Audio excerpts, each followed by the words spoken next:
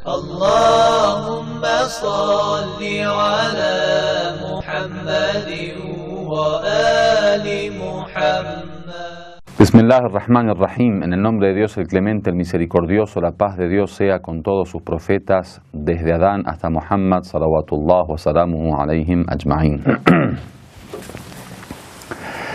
Luego de haber hablado acerca de la esencia de Dios y de haber presentado algunos de los adjetivos o de las cualidades de la esencia de Dios, como por ejemplo el conocimiento de Dios, como por ejemplo el poder de Dios, por ejemplo todo lo que estuvimos hablando acerca del Badá o de esta transformación y todo aquello que tiene que ver con la misma esencia de Dios, por ejemplo el tema de la vista de Dios o cómo Dios ve, o el tema del conocimiento que tiene sobre lo que se oye, sobre digamos lo que es un asunto del oído pero que en Dios tiene que ver con el conocimiento, el tema de la vida de Dios, y todo eso de alguna manera está relacionado con la esencia. Ahora vamos a comenzar a hablar de la segunda dimensión de estas cualidades, que tienen que ver con las cualidades del ser, lo que llaman en árabe as-sifat al-fi'aliyya, que son cualidades, como dijimos, relativas en el sentido que tomamos en cuenta ahora ya no la esencia de Dios, no su ser en sí, sino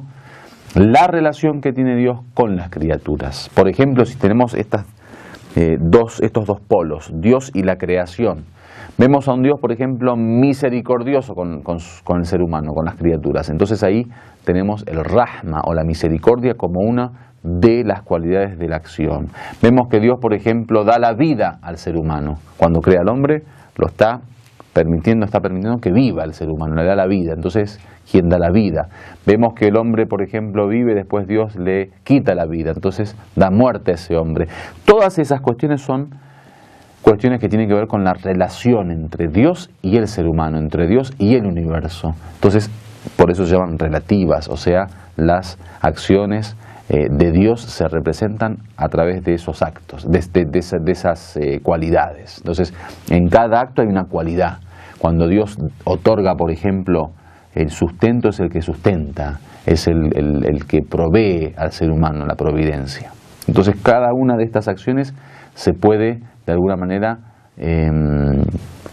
abstraer de ellas una de estas cualidades. A eso llaman las cualidades de la acción, que son cualidades relativas. Ahora, con respecto al tema de las cualidades de la acción, hay una cualidad y uno de estos nombres de Dios, uno de estos epítetos de Dios y de estas características o de estos adjetivos que en realidad engloba o abarca todas las cualidades de las acciones, que es ar-rububiyya, el señorío.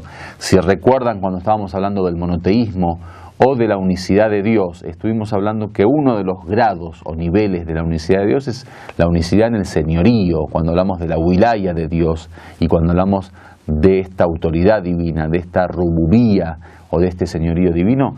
Y es que Dios, además de crear, cuando crea este sistema que crea, este universo, estas criaturas, estas creaciones, necesitan de una administración. Ustedes saben muy bien que Dios, cuando crea, no crea algo que puede funcionar después por su propia cuenta. Al contrario de esa teoría que decía, la teoría del reloj, como que Dios le dio cuerda al universo y después, así como el reloj sigue funcionando a pesar de que uno ya no lo toque o no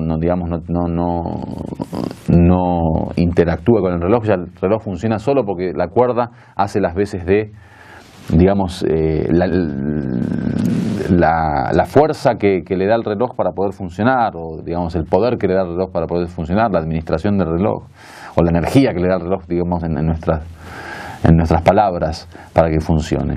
No es así, el universo no funciona como un reloj, no es que Dios creó el universo y le dio cuerda y después el universo funciona solo.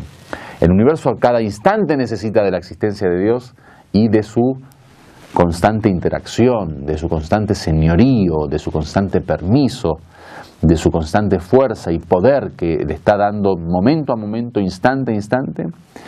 Y no solo eso, algunas teorías dicen que en realidad Dios a cada momento crea en realidad, o sea, esto que nosotros vemos como algo estable en realidad son momentos constantes de creación. Dios instante a instante, segundo a segundo está creando esto que estamos viendo y que está ocurriendo, que nosotros en apariencia vemos como algo estable. Por eso muchos en la filosofía oriental es muy famoso ver a la vida como un río, ver al universo como un río, como algo que corre, o sea, es una constante corriente.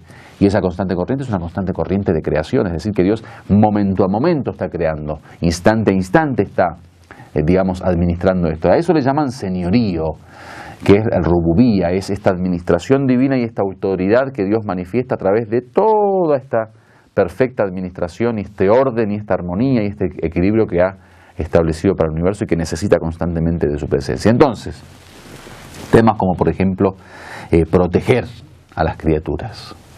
Por ejemplo, el Corán habla de que Dios ha creado a los cielos sin columnas y protege a la tierra de que el cielo no le caiga. Ustedes imaginen un edificio, por ejemplo, donde hay un piso y hay un techo, y el techo está sostenido tanto por las columnas como por las paredes. Imaginen que de repente ahora no haya ni columnas ni paredes. Lo natural es que el techo se caiga. Bueno, el cielo como techo de la tierra debería caerse. Dios dice, tiene columnas que ustedes no ven, dice, tiene protectores. Dios protege a la tierra y a las criaturas de que el cielo no caiga sobre ellos. Es parte de la administración de Dios, parte de esta autoridad de Dios que ejerce sobre las criaturas, parte de esta providencia de Dios, de esta misericordia de Dios. Eso es señorío. Por ejemplo, el tema del rizq, del sustento o de aquello que nos hace llegar de favores y bendiciones, de la providencia divina, eso es parte de su señorío. El darnos, por ejemplo, la vida, el darnos la muerte. Dios dice, crea la muerte y crea la vida para probarnos el Corán. O, por ejemplo, el ordenarnos, cada vez que Dios nos ordena algo para obedecerlo, el prohibirnos, todo eso es parte del señorío y son todas cuestiones que tienen que ver con estas cualidades de la acción. Entonces, el que da la vida es cualidad de la acción, el que da la muerte es cualidad de la acción, el que protege, cualidad de la acción, el que ordena es cualidad de la acción, el que prohíbe es cualidad de la acción, el que da el sustento es cualidad de la acción. A todo eso llamamos justamente cualidad de la acción.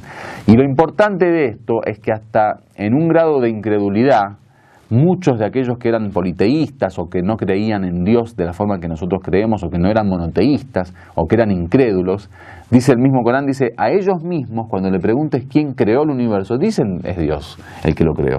O sea, todos creen en alguien que creó el universo de alguna manera, aunque se llame, digamos, gran ingeniero y no lo llamen Dios, aunque lo llamen primera causa no lo llamen Dios, aunque lo llamen naturaleza y no lo llamen Dios, todos creen en el Creador. El problema está justamente en el señorío, por eso dice que muchos incrédulos o muchos politeístas o gente que de alguna manera agnósticos o que no creen en Dios con certeza o que no pueden argumentar la existencia de Dios, dicen ellos en realidad tienen problemas con el señorío. Por eso dice el Corán, وَلَا إِنْ سَأَلْتَهُمْ مَنْ خَلَقَ السَّمَوَاتِ وَالْأَرْضِ لَيَقُولُنَّ اللَّهُ. Dice, si les preguntas a ellos, los que dicen no creer, ¿quién creó el universo? Dicen Allah, dicen Dios lo creó.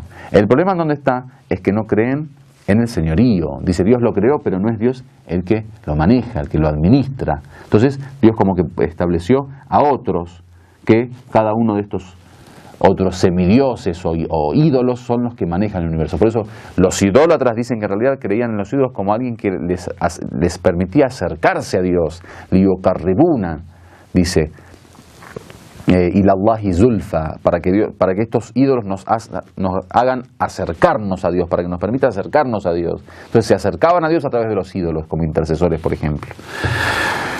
Otra de las cuestiones dentro de estas cualidades y estos adjetivos de la acción está el takallum, por ejemplo, el hablar, la parla de Dios, cómo Dios habla, que muchos dicen, bueno, entonces si Dios habla significa que Dios, al igual que el ser humano, tiene una determinada forma de hablar. Dice, no, en realidad el hablar es Dios es que establece una forma de contacto a través de la parla o del hablar con sus profetas, por ejemplo, pero no él mismo, sino el poder que le da a algún ser que digamos sea como intermediario en la parla, como por ejemplo, wa kallama Allah Musa taklima, dice el Corán, Dios habló con Musa a través del habla, que lo que hizo es establecer una voz en un árbol y a través del árbol hablar con Moisés. Esa es la forma en que, por ejemplo, podemos interpretar el takallum, el habla en Dios. Walhamdulillahi Rabbil Alamin.